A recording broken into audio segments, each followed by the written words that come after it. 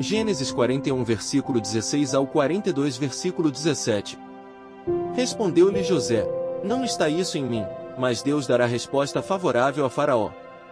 Então contou Faraó a José: No meu sonho estava eu de pé na margem do Nilo, e eis que subiam dele 7 vacas gordas e formosas à vista e pastavam no carriçal.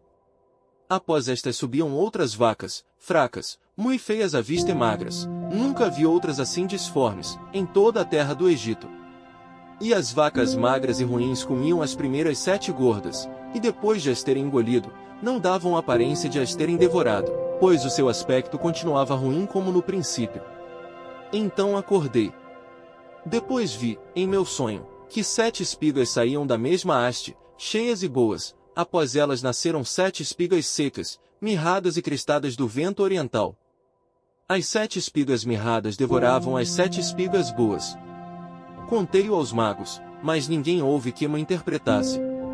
Então lhe respondeu José: O sonho de Faraó é apenas um, Deus manifestou a Faraó o que há de fazer. As 7 vacas boas serão 7 anos, as 7 espigas boas, também 7 anos, o sonho é um só. As 7 vacas magras e feias, que subiam após as primeiras, serão 7 anos, bem como as 7 espigas mirradas e crestadas do vento oriental serão 7 anos de fome. Esta é a palavra, como acabo de dizer a Faraó, que Deus manifestou a Faraó que ele há de fazer. Eis aí vem 7 anos de grande abundância por toda a terra do Egito. Seguir-se-ão 7 anos de fome, e toda aquela abundância será esquecida na terra do Egito, e a fome consumirá a terra, e não será lembrada a abundância na terra, em vista da fome que seguirá, porque será gravíssima. O sonho de Faraó foi dúplice, porque a coisa é estabelecida por Deus, e Deus se apressa a fazê-la. Agora, pois, escolha Faraó um homem ajuizado e sábio e o ponha sobre a terra do Egito. Faça isso Faraó, e ponha administradores sobre a terra, e tome a 5ª parte dos frutos da terra do Egito nos 7 anos de fartura. Ajuntem os administradores toda a colheita dos bons anos que virão, recolham cereal debaixo do poder de Faraó, para mantimento nas cidades, e o guardem. Assim, o mantimento será para abastecer a terra nos 7 anos da fome que haverá no Egito, para que a terra não pereça de fome. José como governador do Egito, o conselho foi agradável a Faraó e a todos os seus oficiais. Disse Faraó aos seus oficiais: Acharíamos, porventura, homem como este em quem há o Espírito de Deus? Depois, disse Faraó a José: Visto que Deus te fez saber tudo isto, ninguém há tão ajuizado e sábio como tu. Administrarás a minha casa, e a tua palavra obedecerá todo o meu povo, somente no trono eu serei maior do que tu. Disse mais Faraó a José: Vês que te faço autoridade sobre toda a terra do Egito. Então tirou Faraó o seu anel de sinete da mão e o pôs na mão de José, fê-lo vestir roupas de linho fino e lhe pôs ao pescoço um colar de ouro. E fê-lo subir ao seu 2º carro, e clamavam diante dele: Inclinai-vos. Desse modo, o constituiu sobre toda a terra do Egito. Disse ainda Faraó a José: Eu sou Faraó, contudo sem a tua ordem ninguém levantará mão ou pé em toda a terra do Egito. E a José chamou Faraó de Zafenate-Paneia e lhe deu por mulher Azenate, filha de Potífera, sacerdote de On, e percorreu José toda a terra do Egito. Era José da idade de 30 anos quando se apresentou a Faraó, rei do Egito, e andou por toda a terra do Egito. Nos 7 anos de fartura a terra produziu abundantemente. E ajuntou José todo o mantimento que houve na terra do Egito durante os 7 anos e o guardou nas cidades. O mantimento do campo ao redor de cada cidade foi guardado na mesma cidade. Assim, ajuntou José muitíssimo cereal, como a areia do mar, até perder a conta, porque ia além das medidas. Antes de chegar a fome, nasceram 2 filhos a José, os quais lhe deu Azenate, filha de Potífera, sacerdote de On. José ao primogênito chamou de Manassés, pois disse: Deus me fez esquecer de todos os meus trabalhos e de toda a casa de meu pai. Ao segundo, chamou-lhe Efraim, pois disse: Deus me fez próspero na terra da minha aflição. Passados os 7 anos de abundância, que houve na terra do Egito, começaram a vir os 7 anos de fome, como José havia predito, e havia fome em todas as terras, mas em toda a terra do Egito havia pão. Sentindo toda a terra do Egito a fome, clamou o povo a Faraó por pão, E Faraó dizia a todos os egípcios: Ide a José, o que ele vos disser fazei. Havendo, pois, fome sobre toda a terra, abriu José todos os celeiros e vendia aos egípcios, porque a fome prevaleceu na terra do Egito. E todas as terras vinham ao Egito, para comprar de José, porque a fome prevaleceu em todo o mundo. Os irmãos de José descem ao Egito. Sabedor Jacó de que havia mantimento no Egito, disse a seus filhos: Por que estáis aí a olhar uns para os outros? E ajuntou: Tenho ouvido que há cereais no Egito, descei até lá e comprai-nos deles, para que vivamos e não morramos. Então desceram 10 dos irmãos de José, para comprar cereal do Egito.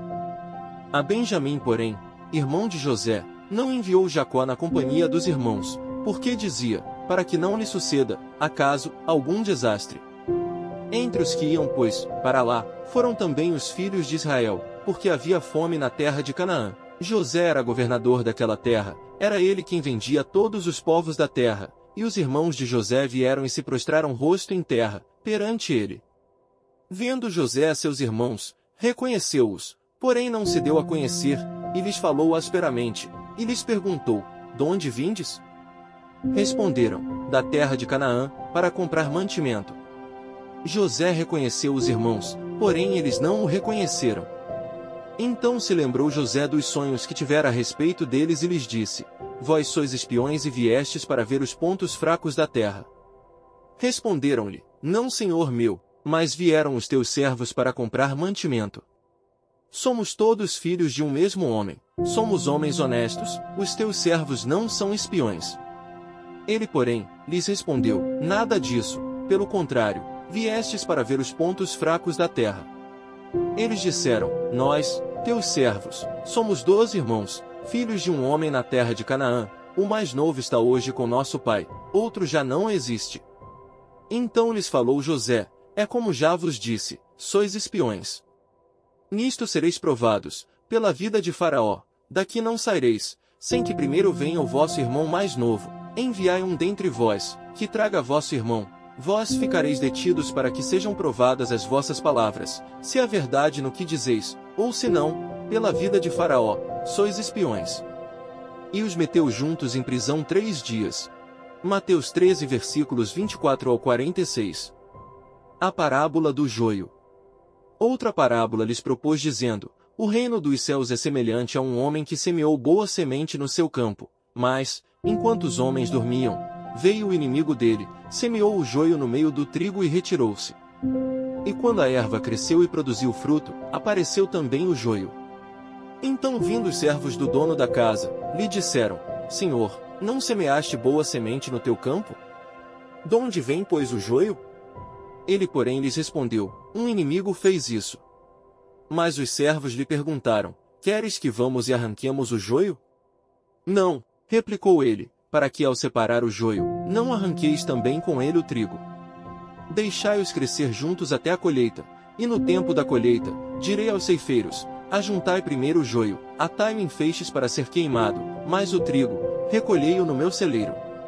A parábola do grão de mostarda. Outra parábola lhes propôs dizendo: O reino dos céus é semelhante a um grão de mostarda, que um homem tomou e plantou no seu campo, o qual é na verdade a menor de todas as sementes, e crescida, é maior do que as hortaliças, e se faz árvore, de modo que as aves do céu vêm aninhar-se nos seus ramos. A parábola do fermento. Disse-lhes outra parábola: O reino dos céus é semelhante ao fermento que uma mulher tomou e escondeu em 3 medidas de farinha, até ficar tudo levedado. Porque Jesus falou por parábolas. Todas estas coisas disse Jesus às multidões por parábolas, e sem parábolas nada lhes dizia, para que se cumprisse o que foi dito por intermédio do profeta. Abrirei em parábolas a minha boca, publicarei coisas ocultas desde a criação do mundo. A explicação da parábola do joio. Então, despedindo as multidões, foi Jesus para casa. E chegando-se a ele os seus discípulos, disseram: Explica-nos a parábola do joio do campo. E ele respondeu: O que semeia a boa semente é o Filho do homem. O campo é o mundo, a boa semente são os filhos do reino, o joio são os filhos do maligno, o inimigo que o semeou é o diabo, a ceifa é a consumação do século, e os ceifeiros são os anjos. Pois assim como o joio é colhido e lançado ao fogo, assim será na consumação do século. Mandará o Filho do Homem os seus anjos, que ajuntarão do seu reino todos os escândalos e os que praticam a iniquidade, e os lançarão na fornalha acesa, ali haverá choro e ranger de dentes. Então, os justos resplandecerão como o sol, no reino de seu Pai. Quem tem ouvidos para ouvir, ouça. A parábola do tesouro escondido. O reino dos céus é semelhante a um tesouro oculto no campo, o qual certo homem, tendo-o achado, escondeu. E, transbordante de alegria, vai e vende tudo o que tem e compra aquele campo. A parábola da pérola. O reino dos céus é também semelhante a um que negocia e procura boas pérolas, e tendo achado uma pérola de grande valor, vende tudo o que possui e a compra. Salmos 18 versículos 1 ao 15. Vitória e domínio. Ao mestre de canto. Salmo de Davi, servo do Senhor, o qual dirigiu ao Senhor as palavras deste cântico, no dia em que o Senhor o livrou de todos os seus inimigos e das mãos de Saul. Ele disse: Eu te amo, ó Senhor, força minha. O Senhor é a minha rocha, a minha cidadela, o meu libertador, o meu Deus, o meu rochedo em que me refugio, o meu escudo, a força da minha salvação, o meu baluarte. Invoco o Senhor, digno de ser louvado, e serei salvo dos meus inimigos. Laços de morte me cercaram, torrentes de impiedade me impuseram terror.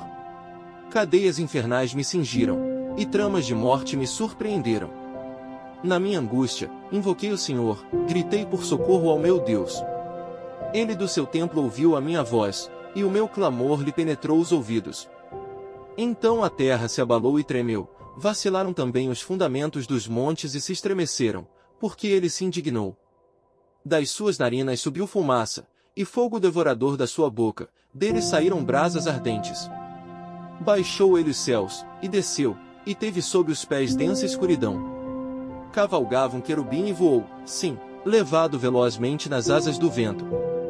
Das trevas fez um manto em que se ocultou, escuridade de águas e espessas nuvens dos céus eram o seu pavilhão.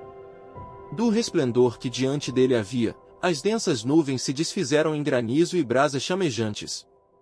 Trovejou, então o Senhor, nos céus, o Altíssimo levantou a voz, e houve granizo e brasas de fogo. Despediu as suas setas e espalhou os meus inimigos, multiplicou os seus raios e os desbaratou. Então, se viu o leito das águas, e se descobriram os fundamentos do mundo, pela tua repreensão, Senhor, pelo iroso resfolgar das tuas narinas. Provérbios 4 versículos 1 ao 6. Ouvi, filhos, a instrução do Pai e estai atentos para conhecerdes o entendimento, porque vos dou boa doutrina, não deixeis o meu ensino. Quando eu era filho em companhia de meu pai, tenro e único diante de minha mãe, então, ele me ensinava e me dizia: Retém o teu coração as minhas palavras, guarda os meus mandamentos e vive, adquire a sabedoria, adquire o entendimento e não te esqueças das palavras da minha boca, nem delas te apartes. Não desampares a sabedoria, e ela te guardará, ama-a, e ela te protegerá.